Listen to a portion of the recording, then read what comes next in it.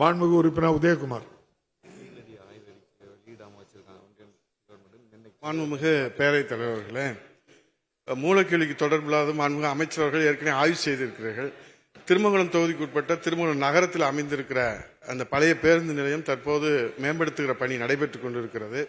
ஏற்கனவே இட நெருக்கடியிலே அது போதிய பஸ் நிறுத்தம் இல்லாமல் இருக்கிற காரணத்தில் தற்போது மேற்கொள்ளப்படுகிற பணிகளிலே ஷாப்பிங் காம்ப்ளெக்ஸ் போல வணிக வளாகம் போல அது அமைக்கப்படுகிறது. மாண்புமிகு அமைச்சருடைய கவனத்துக்கு கொண்டு வந்திருக்கிறேன். புதிய பேருந்து நிலையம் நாம் புறநகர் பகுதியில் அமைப்பதற்கும் மாண்புமிகு அமைச்சருடைய கவனத்துக்கு கொண்டு வந்திருக்கிறேன். அவை தற்போது அமைக்கப்படுகிற இந்த மேம்படுத்தப்படுகிற இந்த பழைய பேருந்து நிலையத்தை விரிவுபடுத்துகிற போது பேருந்து நிலையமாகவே அதை உருவாக்கி தர வேண்டும் என்று மாண்புமிகு பேரவைத் தலைவராக மாண்புமிகு அமைச்சருடைய கவனத்துக்கு கொண்டு வரும். மாண்புமிகு அமைச்சர். மாண்புமிகு பேரவைத் தலைவர் அவர்களே, மாண்புமிகு உறுப்பினர் அவர்களுக்கு நன்றாக தெரியும். அதில் ஷாப்பிங் காம்ப்ளெக்ஸ் நிச்சயமாக மாண்புமிகு உறுப்பினர் பேருந்துகள் இயக்குவதற்கு சிரமம் என்று சொன்னால் ஷாப்பிங் காம்ப்ளெக்ஸை நிறுத்திவிடலாம். அதில் ஒன்றும் மாற்றமில்லை. ஏற்கனவே நிதி ஒதுக்கப்பட்டு கிட்டத்தட்ட 2 ஆண்டுகளுக்கு மேலாக இருக்கிறது. இடம் பைபாஸில் புதிய பேருந்து நிலையம் கட்டுவதற்கு பைபாஸில் இடம் தருவதாக சொன்னார்கள். இதுவரை இடம் முடிவு செய்யப்படவில்லை. இருந்தால் பெரிய பேருந்து நிலையமாக உங்களுக்கு கட்டித்தரப்படும் என்பதை தெரிவித்து மாண்புமிகு உறுப்பினர் சந்திரகுமார். மாண்புமிகு பேரவைத் தலைவர் அவர்களே, ஈரோடு மாநகராட்சிக்கு சொந்தமான மிக பழமையான திருமண மண்டபம் ஈரோடு மத்திய பேருந்து நிலையத்தின் அருகில் உள்ளது. அத்திருமண மண்டபத்தை ஏழை எளிய மக்கள் தான் மிக அதிக அளவில் பயன்படுத்தி வந்தனர். தற்போது அத்திருமண மண்டபம் அப்புறப்படுத்தப்பட்டு அந்த இடம் மத்திய பேருந்து நிலைய வளாகத்துடன் சேர்க்கப்படுவதாக சொல்கிறார்கள். எனவே மாண்புமிகு அமைச்சர் அவர்கள் அத்திருமண மண்டபத்தை இடித்துவிட்டு அதே இடத்தில் மீண்டும் புதியதாக நவீன வசதிகளுடன் திருமண மண்டபம் கட்டித்தர ஆவண செய்வாரா என மாண்புமிகு பேரவைத் தலைவர் வாயிலாக அறிய விரும்புகின்றேன். மாண்புமிகு அமைச்சர். மாண்புமிகு பேரவைத் தலைவர் அவர்களே, எப்படி நிதிநிலை அறிக்கை 5வது ஆண்டு நிறைய மாண்புமிகு உறுப்பினர்கள், மேயர்கள், நகராட்சி தலைவர்கள், பேரூராட்சி தலைவர்கள் எல்லாம் எங்களுக்கு மழைநீர் வடிகாலுடன் கூடிய சாலைகள் வேண்டும் என்று கேட்டிருக்கிற காரணத்தால் அதற்கு முன்னுரிமை வழங்கப்படுகிறது. 2வதாக சாலைகளோடு மட்டுமல்ல LED விளக்குகளாக மாற்ற வேண்டும் என்று சொல்லியிருக்கிறார்கள். அதற்கும் முன்னுரிமை தரப்படுகிறது. மழைநீர் வடிகாலோடு கழிவுநீர் ஓடை அமைக்க வேண்டும் என்று கேட்டிருக்கிறார்கள். அதற்கு முன்னுரிமை வழங்கப்படுகிறது. கழிவறை அமைக்க வேண்டும் என்று கேட்டிருக்கிறார்கள். அதற்கு முன்னுரிமை வழங்கப்படுகிறது. எனவே இந்த மாதிரி அடிப்படை தேவைகளை அது தேவை என்று சொல்கிற காரணத்தால் அதற்கு இந்த ஆண்டு முன்னுரிமை வழங்கப்பட்டு வருகிறது. திருமண மண்டபம் போன்ற பணிகள் நடைபெற வேண்டும் என்று சொன்னால் ஒன்று பொது நிதி அதிகமாக இருக்குமானால் அவர்களுக்கு அந்த பொது நிதியிலே கட்டிக்கொள்வதற்குரிய அனுமதியை எங்களால் தர முடியும்.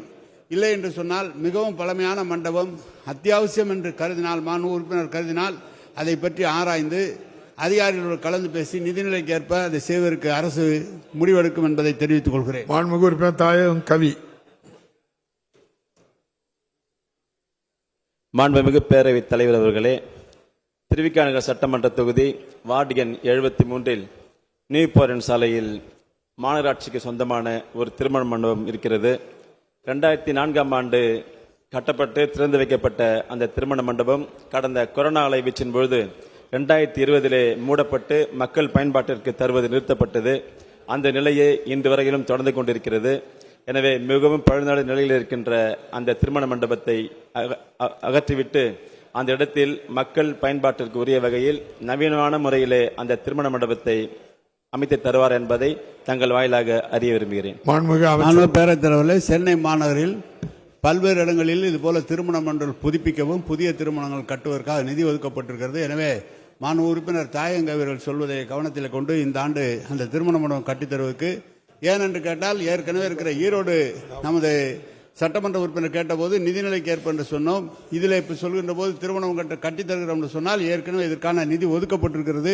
ஆனால் மாண்புமிகு உறுப்பினர் சொன்னதை இந்த ஆண்டு நிறைவேற்றி தரப்படும். மாண்புமிகு உறுப்பினர் மாங்குடி. மாண்புமிகு பேரவைத் தலைவர் அவர்களே, எனது காரைக்குடி சட்டமன்ற தொகுதி காரைக்குடி மாநகராட்சியாக தர உயர்த்தப்பட்டு அதன் ஒட்டியுள்ள 5 ஊராட்சிகளை மாநகராட்சியுடன் இணைக்கப்பட்டு அந்த 4 ஊராட்சிகள் எனது தொகுதிக்கு உட்பட்டவை. அந்த பகுதியில் 100 நாள் வேலை திட்டம் நிறுத்தப்பட்டது. இதை பொதுமக்கள் எதிர்பார்க்கின்றார்கள். அதேபோன்று பல்வேறு இணைக்கப்பட்ட பகுதிகளையும் அந்த 100 நாள் வேலை திட்டத்தை வழங்க வேண்டும் என்று கேட்டுக்கொள்கின்றேன்.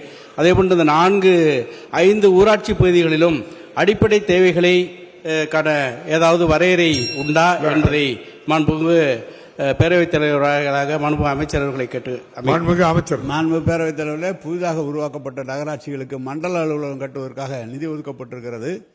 இணைக்கப்பட்ட ஊராட்சிகள், நகராட்சியோடு மாநகராட்சியோடு இணைக்கப்பட்ட ஊராட்சிகளுக்கு ஏற்கனவே இருந்த 100 நாள் திட்டத்தை விரிவுபடுத்த வேண்டும் என்று கேட்டிருக்கிறார்கள். மாண்பு முதலமைச்சரிடம் அதை கோரிக்கை வைத்திருக்கிறோம்.